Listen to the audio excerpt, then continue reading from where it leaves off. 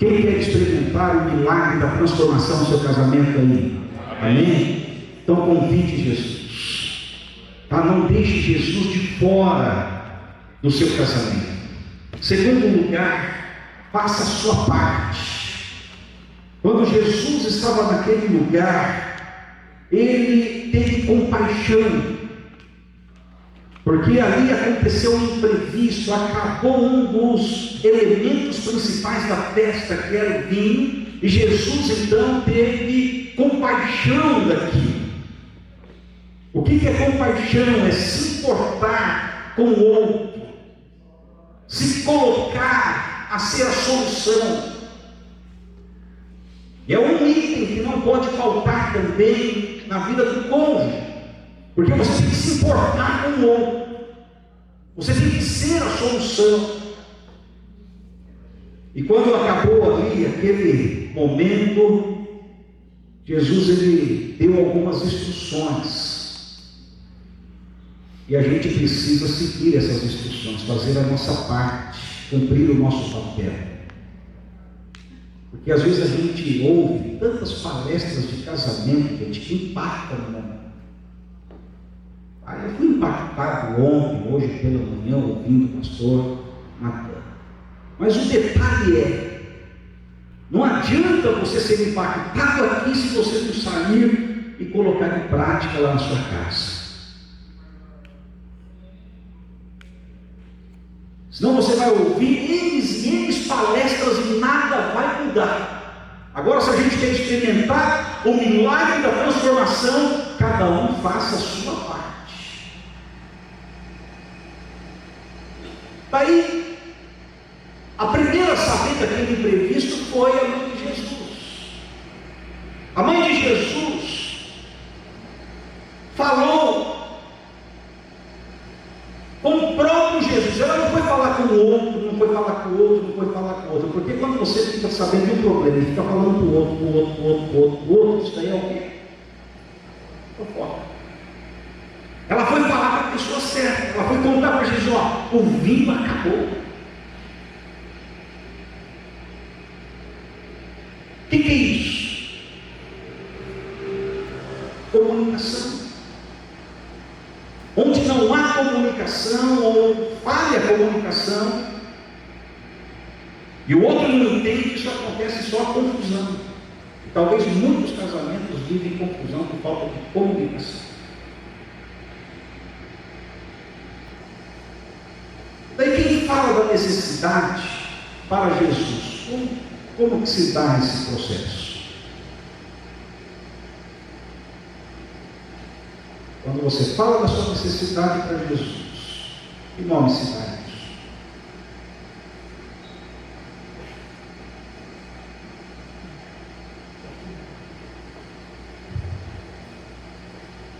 É que eu não consigo. Oração, gente. Quando você está falando da sua necessidade para Jesus, o que isso daí é? Você está conversando com Jesus, o que é? Oração. Oração não pode faltar no casamento. Quer viver um milagre? Então ore. Quer viver o milagre da transformação? Coloque diante de Jesus.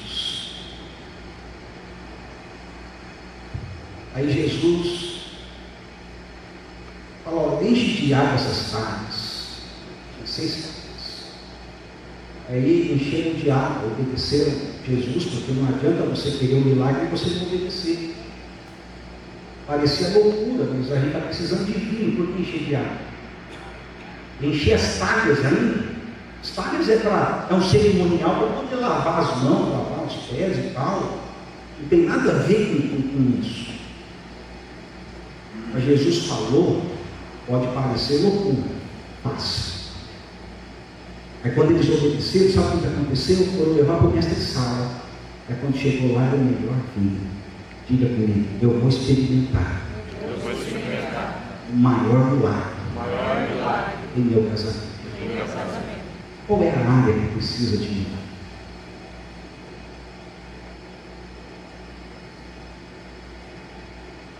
que está faltando aí?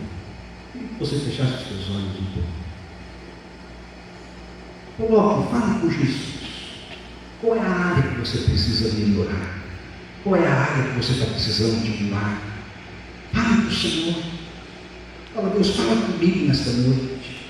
Continua ministrando no meu coração. Estou aqui para ouvir, para obedecer a tua voz. Eu creio em milagres. Fale para Jesus. Pai, no nome precioso de Jesus, nós colocamos aqui, Senhor, cada casal, meu Deus, cada irmão, cada irmã diante do teu altar. Meu Deus, existem aqui casamentos, Senhor, que estão por um fio. Meu Deus, ninguém vê, ninguém sabe, ninguém conhece, porque talvez essa pessoa nunca abriu nada para ninguém, mas está por um fio, Senhor. E eu clamo nesta noite pelo teu milagre. Meu Deus, que esse casamento saia daqui hoje transformado pelo seu poder. Meu Deus, se uma pessoa, se um casal, meu Deus, sair dessa conferência de família e falar: pastor, a minha vida foi transformada através desses dias. Pastor, meu casamento foi salvo por uma palavra que Deus me usou. Eu saio daqui, Senhor, feliz, regozijando, porque eu creio, ó Deus, que mais vale uma vida do que o mundo todo para ti. Meu Deus, eu creio, Pai, em milagres, em transformação, porque é o Senhor que faz. E nós, não há nada bom, ó Deus, que não possa ser melhorado. E que o Senhor esteja melhorando, Senhor, outros tantos casais, outros tantos casamentos, para viver, ó Deus, os milagres do Senhor a cada dia. É a minha oração. Fala conosco, em nome de Jesus. Amém.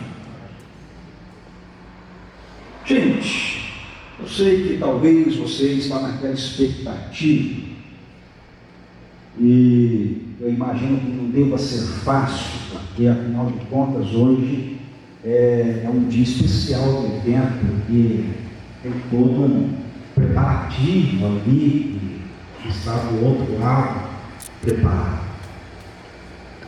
E eu quero ser assim bem objetivo por conta disso. E falar tudo aquilo que o Senhor tem colocado no meu coração. Quero que você abra a sua Bíblia em Atos, capítulo 18, versículo 1.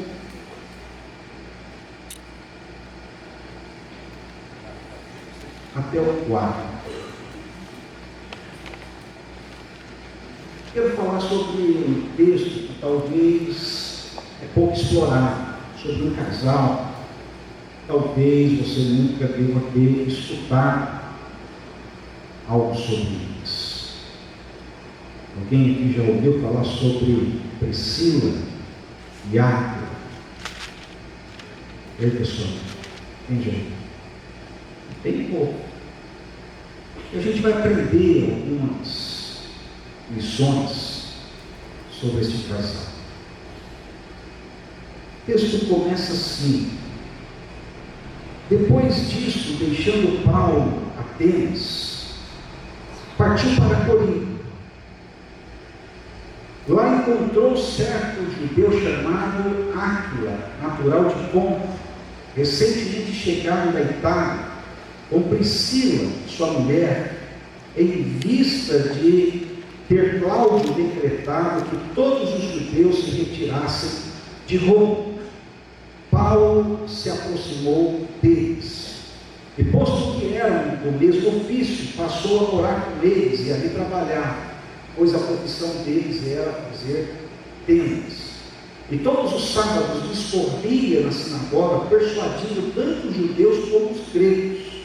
E quando Silas e Timóteo desceram da Macedônia, Paulo se entregou totalmente à palavra, testemunhando aos judeus que o Cristo é Jesus.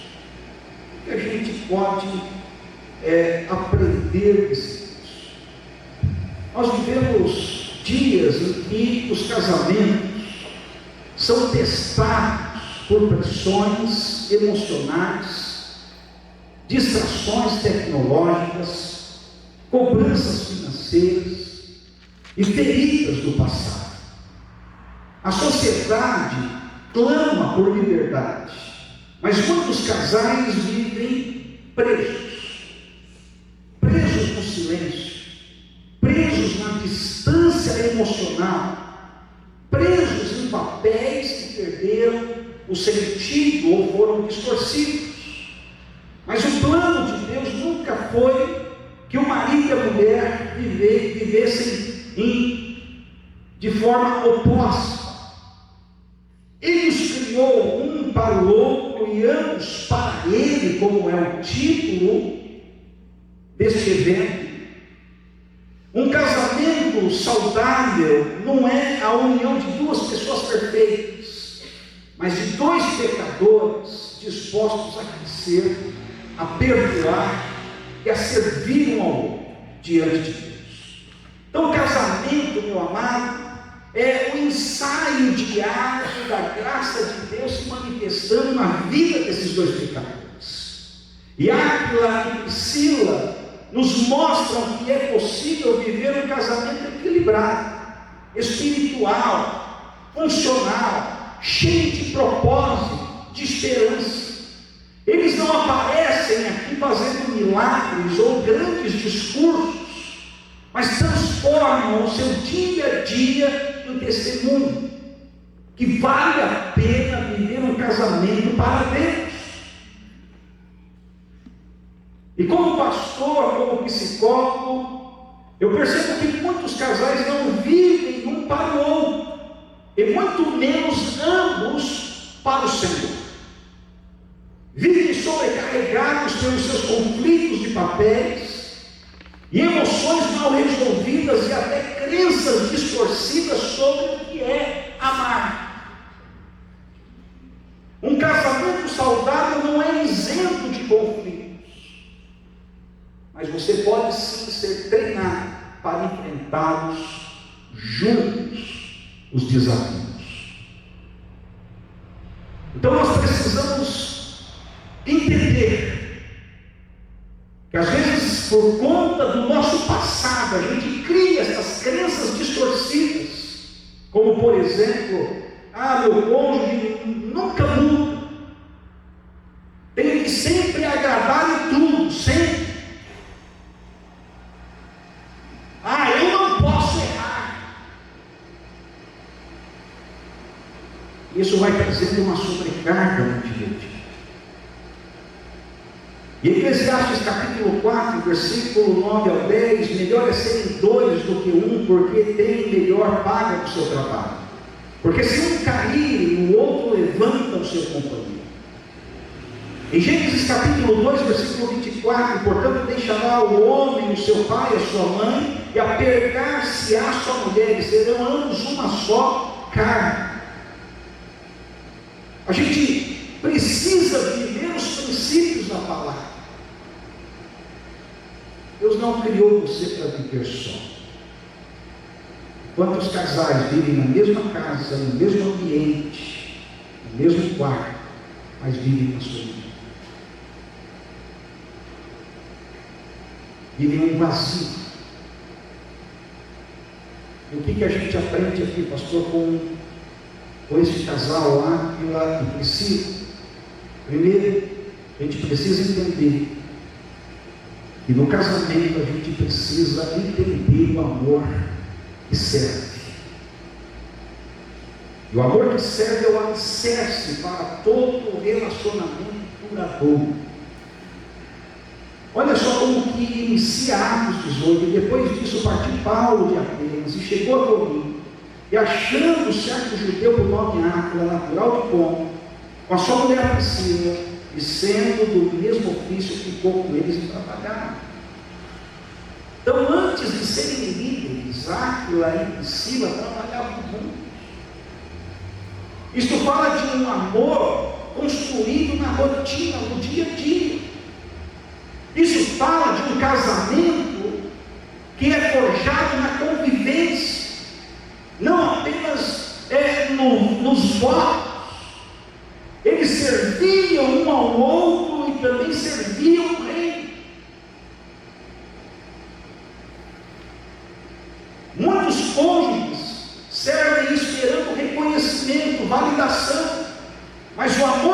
serve de forma saudável não negocia a fé, ele se entrega de verdade.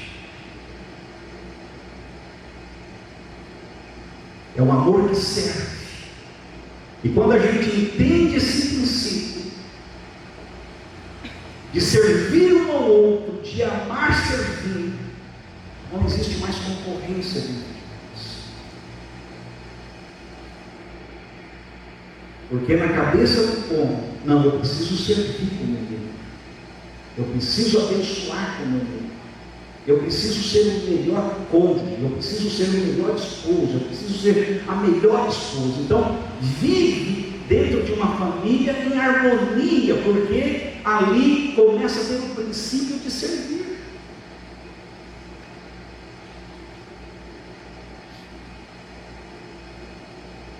Onde que nasce o problema, pastor? Por conta do egocentrismo. Quando a gente não mata a carne, ela começa a querer ressuscitar. E aí você começa a querer ver defeito no outro. Aí você começa a querer as coisas do seu jeito. Aí você começa a querer as coisas só querer ser servido, ao invés de ser em amor.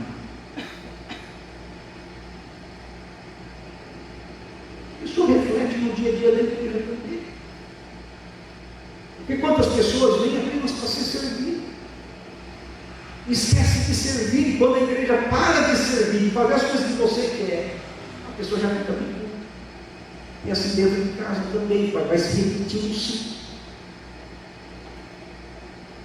Aí o casal fica tudo com o outro.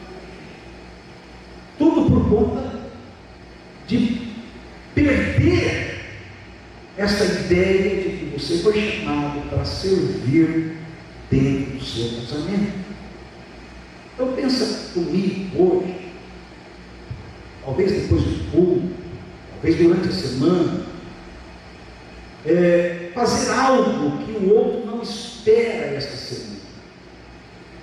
Um bilhete, um abraço fora de hora, uma oração, sei lá, seja criativo, faça algo grande nisso.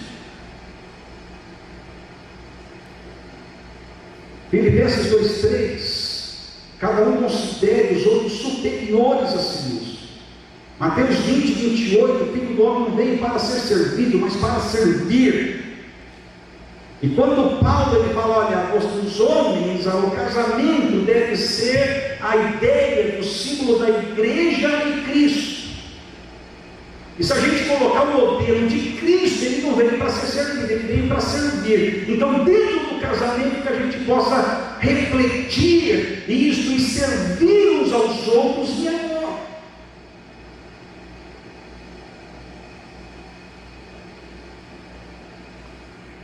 Segunda lição que nós aprendemos: uma unidade no propósito.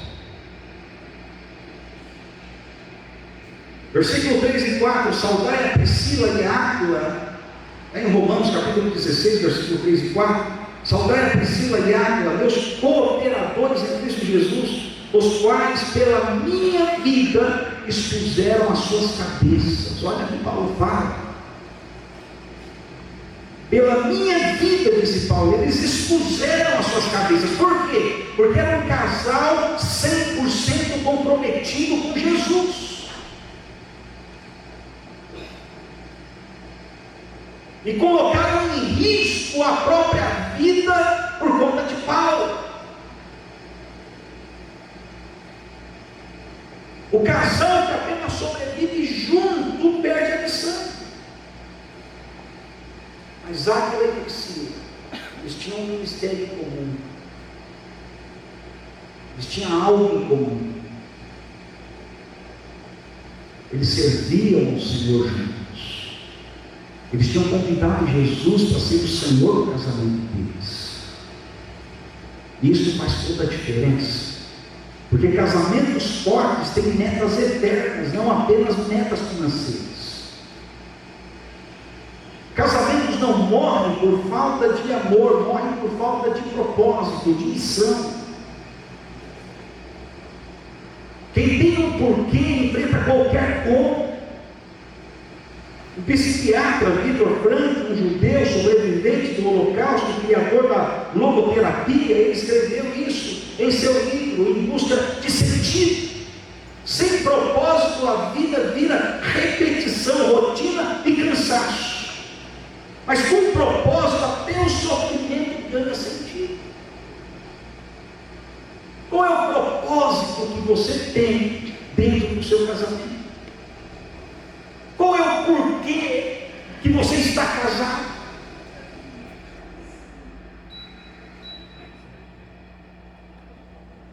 Ah, pastor, eu casei porque esse porquê justifica.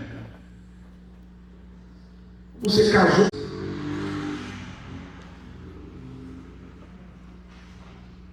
Uma vez que você decidiu casar,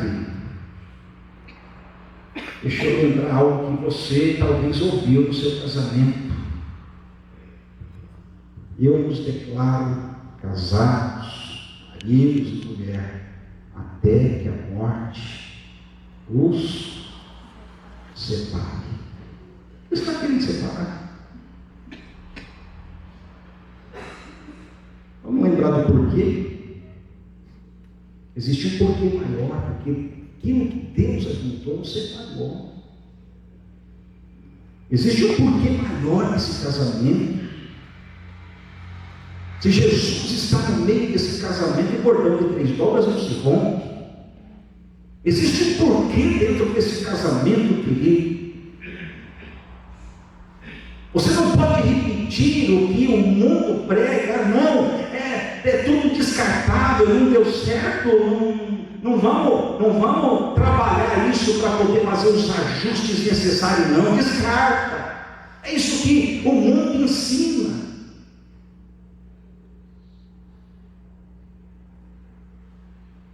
Aí outros falam, não, Deus te criou para ser feliz, você está sofrendo nesse relacionamento tóxico.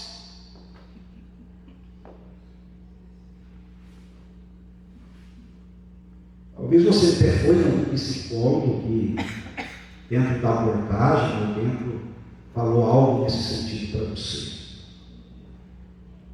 Mas eu estou aqui para falar como pastor, e também como profissional, como psicólogo, falar que tem jeito para o seu casamento. Talvez você passou por uma terapia, sim, né? Mas o que você tem feito para melhorar esse relacionamento? Qual é o porquê? E esse porquê sustenta. Se Jesus uniu, ninguém separa. Amém. Amém? Seja na doença, seja com cabelo, sem cabelo, seja com cabelo preto, cabelo branco, cabelo pintado, cabelo transplantado, não importa. Seja com ruga, sem ruga, seja com a pele meio enrugada ou esticada, não importa. Até que a morte o separe, querido, isso é tempo. Mas depois que a morte veio, você pode casar de novo. Tem que esperar. A pastora agora quase que me deu um chute assim, simbólico de lá para cá. Estou brincando, tá? Ela até chorou lá. Ela está até enxugando assim.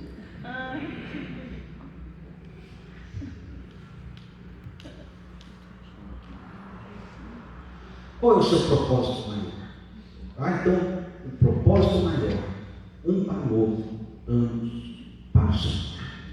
Amém? Vamos dizer isso bem forte? Um para o outro e ambos para o Senhor. Não, a Joelma não ensinou isso para vocês assim. Joelma não ensaiou no povo o tema do negócio aqui. Um para o outro e ambos para Deus. O ensaio foi bom, pode ser melhor, até para o Adriel memorizar, porque semana que vem ele vai vir para o time oficialmente, né? Vamos lá, 1, 2, 3 e já. Um para o outro Você viver isso, filho, você vai superar qualquer como, vai superar qualquer batalha, vai superar qualquer tentação, vai superar qualquer situação dentro do seu casamento e vai viver o milagre de Jesus a cada dia. Amém? Pode acontecer os imprevistos, não estamos imunes aos imprevistos. Vem os ataques, vem os problemas psíquicos, vem os imprevistos humanos, mas nada pode nos separar do amor de Deus em Cristo Jesus. Amém? Qual outra lição que nós aprendemos? Em Atos capítulo 18, versículo 18 e 19, e com ele Paulo, foram Áquila e Priscila, e chegou a Éfeso e os deixou ali, os judeus. Eles passaram por perseguições, eles foram expulsos de Roma, foram perseguidos, e eles tiveram que fazer uma mudança que não foi algo tão simples. Imagine naquele tempo pegar tudo e falar, vamos mudar, e mudar. Eles tiveram mudanças, tiveram adaptações. Um casamento maduro entende que a rigidez é inimiga do crescimento. Quantos casais hoje vivem lado a lado, mas não juntos? Quantas vozes foram caladas dentro dos lares, onde o amor deveria ser um espaço de escuta? Quantos homens perderam a sensibilidade? E quantas mulheres perderam a esperança por viverem sufocados por conta da rotina? Quem ama abre espaço para o outro florescer, mesmo que isso signifique brilhar menos. Seu cônjuge não quer um juiz, quer um abrigo. Chega de ficar julgando, que é um abrigo. Quantos casais que a gente atende, o casal normalmente chega com uma reclamação em comum. Pastor, eu trabalho duro, trabalho até tal hora, chego em casa, na hora que eu chego em casa, pastor, ao invés de ter um acolhimento, ao invés da esposa chegar e me acolher naquele momento, daí já começa a me cobrar.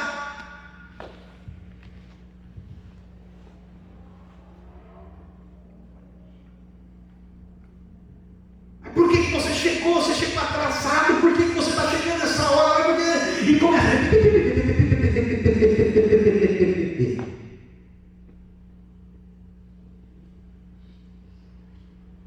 Daí o homem fica o quê? Bravo. Vamos pensar numa questão comportamental. Você recebe. Toda vez que você chega em casa, ao invés de você receber um reforço positivo, chegou, preparei uma comida, olha, vamos, tá? Ou você percebe que o outro não quer conversar naquele momento, deixa respirar, e você acolhe aquele momento. Daí é um reforço positivo, a pessoa não vê a hora de chegar em casa.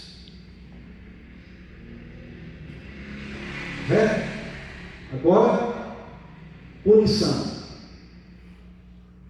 Chega em casa, paulada, pancada, uma fala agressiva, rigidez.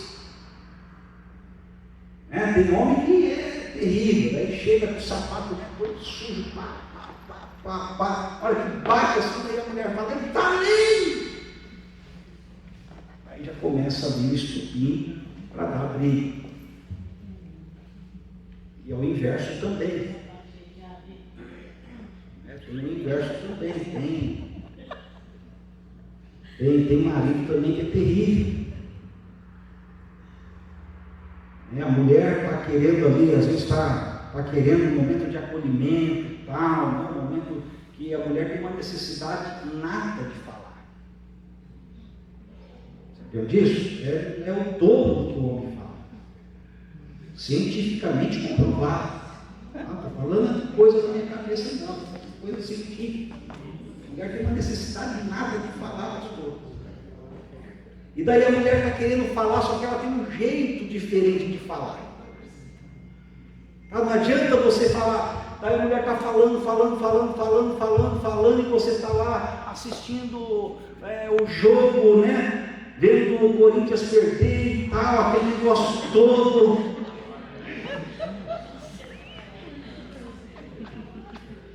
E a mulher está tentando falar com você e você está ignorando. Aí isso acontece uma vez, acontece duas, acontece três, acontece quatro. E a mulher começa a se sentir o quê? Está extinguindo o comportamento dela de falar. Ela vai começar a sentir soltando. Mas sabe o que aconteceu em Gênesis? Olha só como que a mulher tem. Eu estou falando agora, biblicamente falando, pastor Rogério. Necessidade da mulher falar. Gênesis, capítulo 3, lá. A mulher começa o quê? Daí o homem, ao invés de cuidar da mulher, deixou ela sozinha. Olha a responsabilidade do homem. O homem deixou de fazer o quê? De cuidar. O que aconteceu? A mulher ficou o quê? Sozinha. Ela não tinha com quem conversar, ela começou a conversar com quem? Começou a conversar com a serpente. A serpente. Aí o diabo entrou na serpente, aproveitou a brecha e começou. Aí começou a ter um diálogo. Aí você vê a mulher conversar com quem? Por quê? Porque o homem não cuidou, não ouviu ela. E na hora de ouvir, gente, é um negócio interessante, porque eu disse para vocês o quê? Não adianta estar assistindo um jogo do Corinthians perdendo. E o Flamengo o quê? Ganhando. E o Palmeiras esperando o quê? O Mundial. Até hoje não chegou. E daí está lá vidrada. E a mulher está tentando falar alguma coisa que aconteceu no dia dela, no serviço dela, e você ignorando.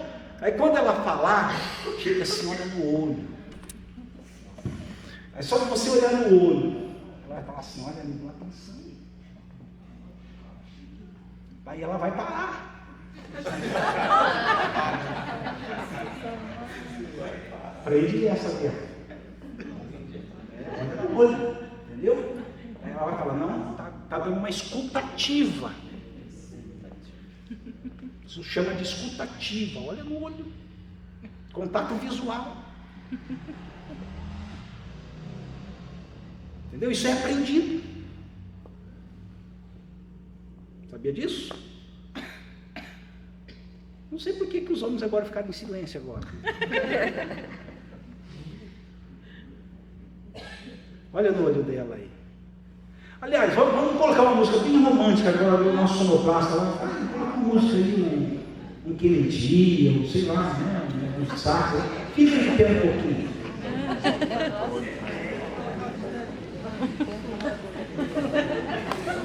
Você quer ver como que é legal isso? Para ficar em pé e olhar no olho. Assim, mas olha no olho da sua. Isso, olha no olho. Olha cada música. Isso, você prepara, arruma a camisa. Isso, agora olha no olho. Olha no olho. É para ficar desviando o olhar, não é para olhar na gravata dele, não. A camisa, olha no olho. Não é para olhar para mim. Olha no olho dele, olha no olho dela. Aí, e agora?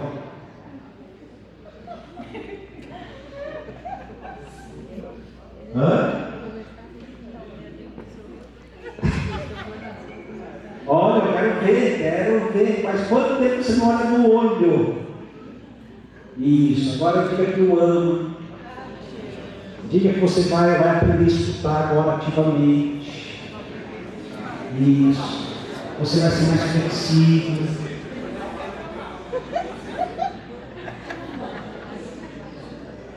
Aí, agora diga, a mulher diga para ele assim, fala, não, vou respeitar também, quando você chegar, eu não vou ficar te atormentando.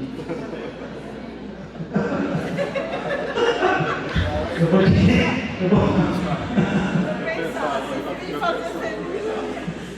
receber você feliz, fala.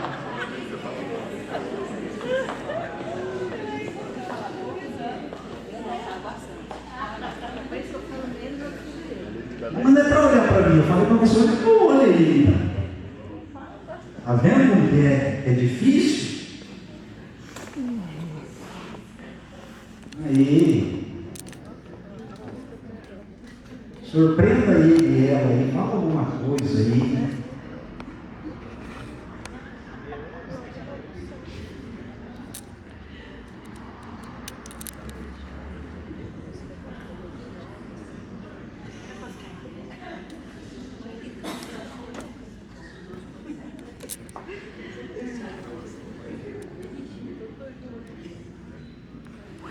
Ela vai aprender a te ouvir até quando você falar do seu time, ela vai aprender a te ouvir também. Entendeu? Ok, gente. Sentar.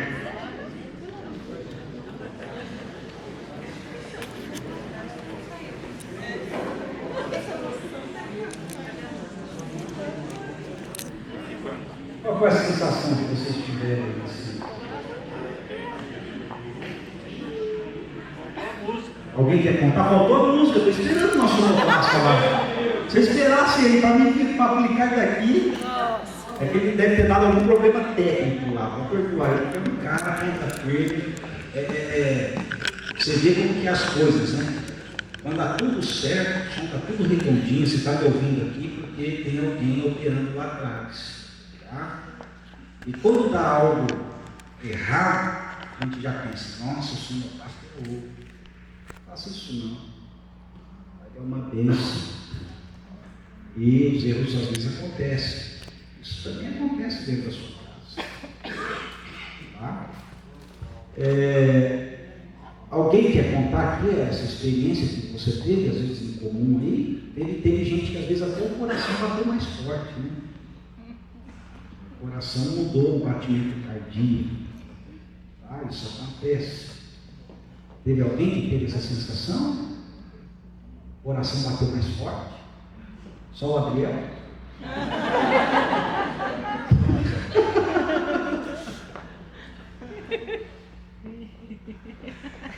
Eu vou lá no mundo hoje.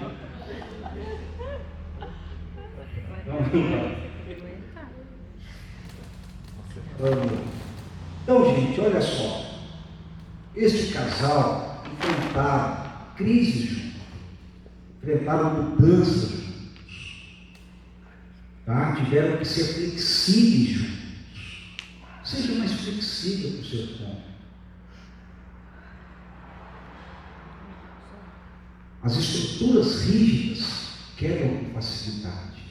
Os flexíveis não. Por que o bambu ele suporta as ventanias sem quebrar? Ele vai até a sua folha cair no chão assim, naquela ventania, e depois ele ergue de novo. Por conta do quê? Flexibilidade. Todo material rígido rompe com facilidade. Então, deixe essa rigidez de lado. Passa a ser mais flexível no seu casamento. Passa a ser um pouco mais flexível com seus filhos. Nossa, tinha um camarada que era chato, sou eu.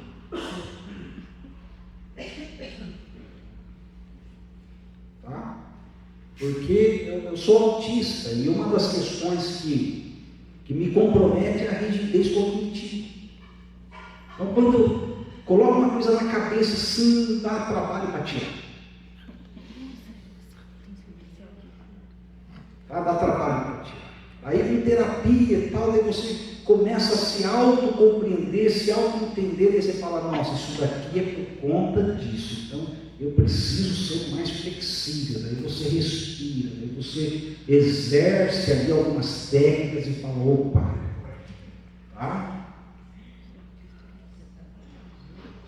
A gente precisa ser mais flexível, certo? Então eu estou falando assim de mim, algo que eu tenho dificuldade, mas mas eu aprendi a lidar com isso. Por exemplo, questão de orar. Gente, quer me deixar doido o negócio de orar. Começo a transpirar. Aí a minha filha, ela entra no banheiro, ela começava, daí está no horário de culto e ela está lá ainda. Eu falo, meu Deus do céu, não pode isso.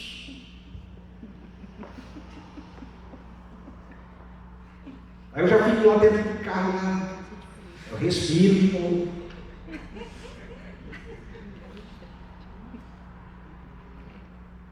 Entendeu? Então, seja mais flexível, seja mais maleável.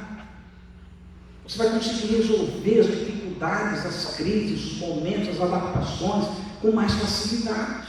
Comece a exercitar isso. Dá uma cutucada e fala, tá vendo?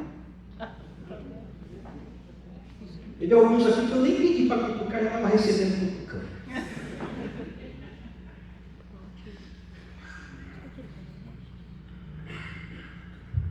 Atos 18, 26, e começou a falar ousadamente na sinagoga, e ouvindo Priscila e Áquila, o levaram consigo.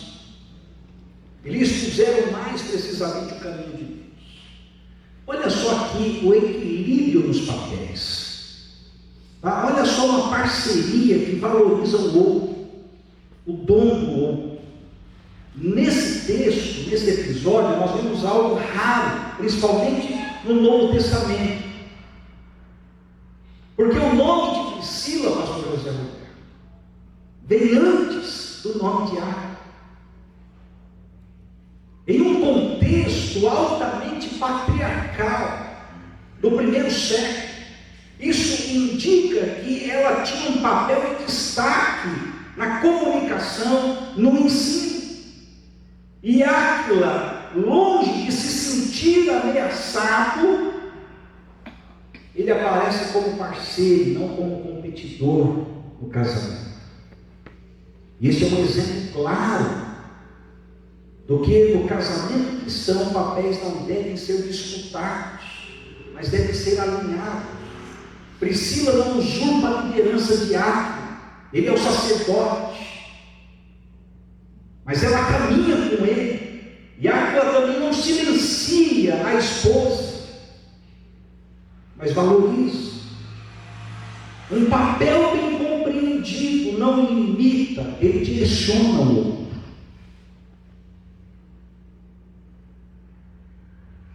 No casamento não existe concorrência, você é um corpo só. Os dois se fizeram uma só carne. Então promova a sua esposa para ela ser bênção na vida do outro, para ser bênção no contexto da igreja, para exercer o seu dom na igreja. Igualmente a mulher também exerça isso, incentive o seu cônjuge a exercer o seu dom.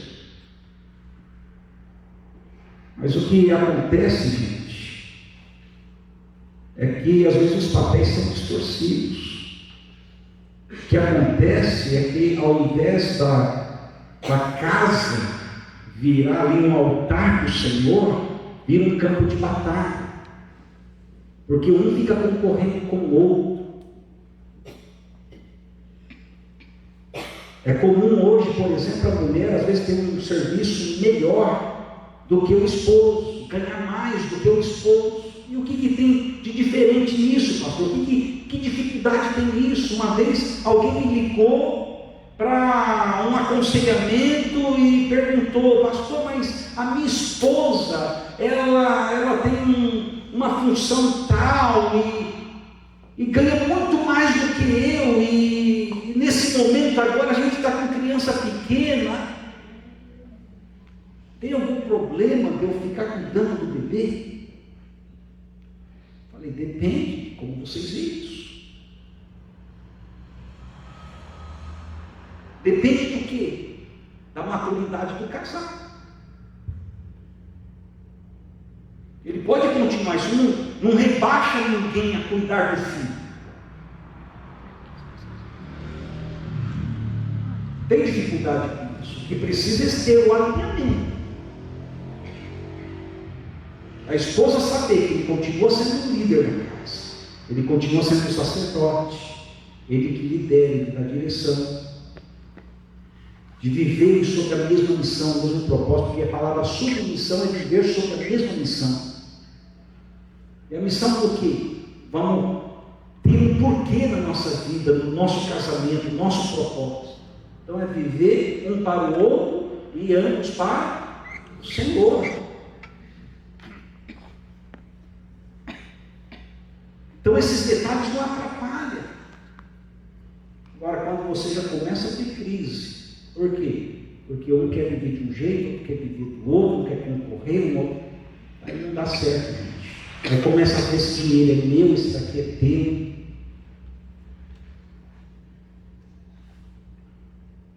Aí começa a crise. Então tem que ter alinhamento de papéis. E Áquila e Priscila, eles tinham isso muito claro. Você vê, até o registro neotestamentário aqui colocou Priscila primeiro.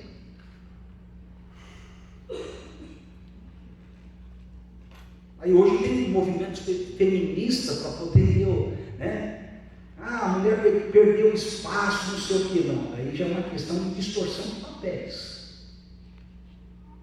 A gente precisa entender isso desde uma perspectiva aqui.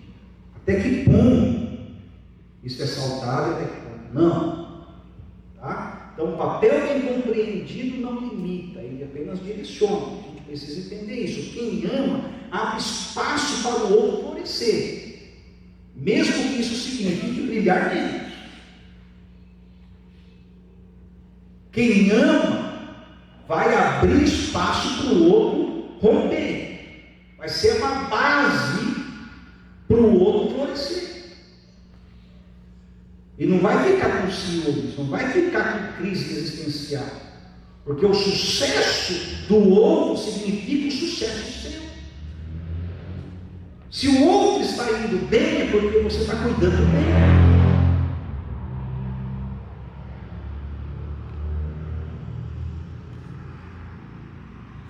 Então tem que celebrar isso.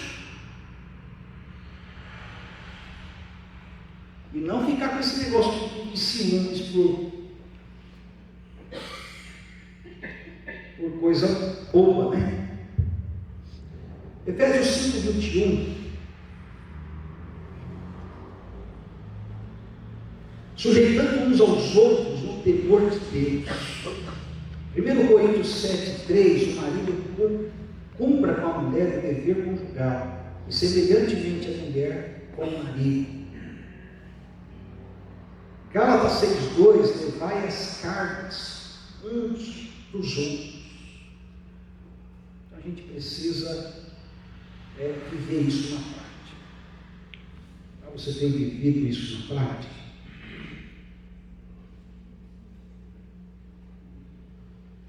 Sexta lição. Romanos capítulo 16, versículo 3 e 5.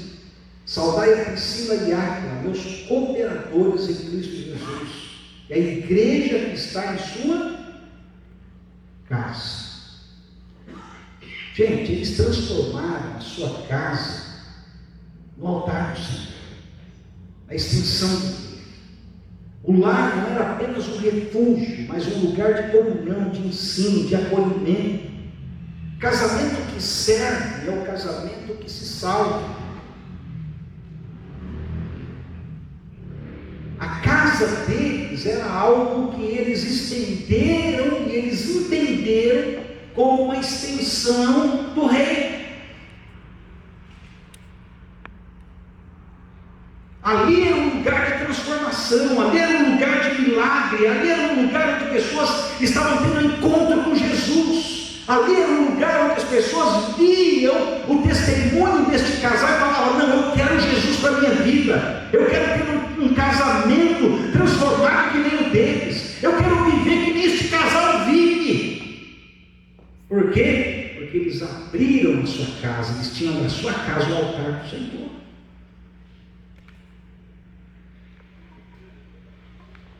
Quando a gente entende isso, é poderoso, porque o seu testemunho chega primeiro.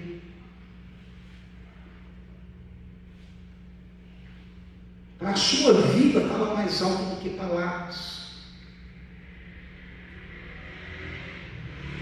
Daí quando você começa a entender um propósito maior na sua vida, e falar, não, a gente precisa também ser bênção, a gente precisa evangelizar, a gente precisa servir ao Senhor. Tem gente que, se você chamar para vir aqui na igreja, não vai vir aqui no templo. Mas se você convidar para um jantar na sua casa, vai.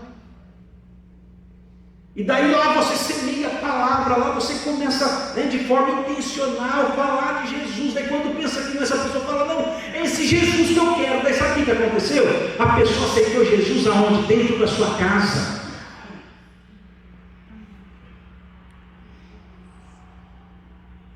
Só casais maduros fazem isso. E você não tem medo de expor a sua vida, no sentido de servir. Daí os milagres acontecem. Lembra que Jó, ele orou, e Deus fez um milagre na vida dele, ouviu a oração dele, quando ele estava orando pelos seus amigos. Olha só que coisa interessante, ele estava orando pelos outros, aí Deus olhou para ele e falou, não, eu vou fazer um milagre na vida dele. Então quando a gente serve o rei, Deus faz um milagre em nós. Pegou essa? Então eles tinham algo em comum. Aí o que às vezes acontece em muitas casas, muitos casamentos, um quer servir ao Senhor, o outro fala, não, você não vai, não sei o que, tal, porque ele está desalinhado com os propósitos. É como está desalinhado, daí tem que trabalhar esse alinhamento. Porque não adianta você vir aqui para o culto e largar lá o seu cônjuge irritado em casa ou irritado em casa. Tem muita gente, às vezes, tentando ganhar o mundo e perdendo a sua própria família. E Deus também não quer isso. Tem que ter sabedoria, tem que ter equilíbrio, tem que estar os dois alinhados no mesmo propósito. Para que esse acontecimento, como aconteceu com Marta e Priscila, aconteça na sua casa também. Imagine que pensam, toda a família servindo ao Senhor, toda a família alinhada.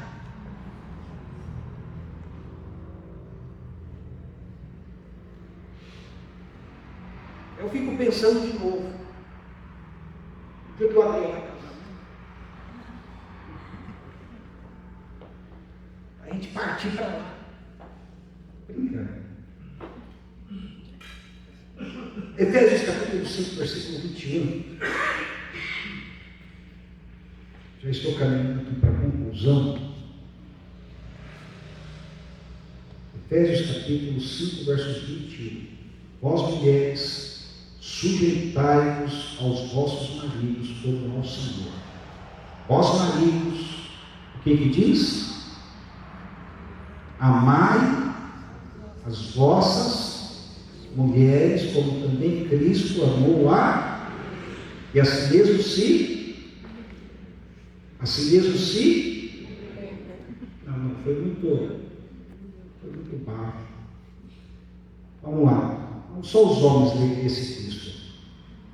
Vós, mulheres, sujeitai aos vossos maridos como ao Senhor. Aí depois pula o versículo, vamos lá para frente. Vós, maridos, amai as vossas mulheres como também Cristo amou a igreja. E assim mesmo se entregou. Si mesmo se entregou. Então por que você não se entrega por ela? Cristo amou a igreja e se entregou por ela. Está havendo entrega nesse relacionamento? Ou não? O modelo aqui não é patriarcalismo, nem feminismo. É Cristo e a igreja. O marido lidera com amor sacrificial e a esposa coopera sabedoria e respeito. Então, o casamento cristão não tem chefe, tem um servo, tem um ajudador, que também serve, que ambos servem ao Senhor, que ambos vivem um para o outro e ambos servem ao Senhor. Se alguém quiser ser o primeiro, disse Jesus, seja o servo de todos. Para de ficar brigando por conta de coisinha. Para de ficar arrumando confusão por conta de bobeira. A maioria das crises de relacionamento conjugal acontecem por conta de coisas insignificantes, que a gente olha de fora e fala, meu Deus, mas por que estão brigando e estão valorizando tanto esse negócio?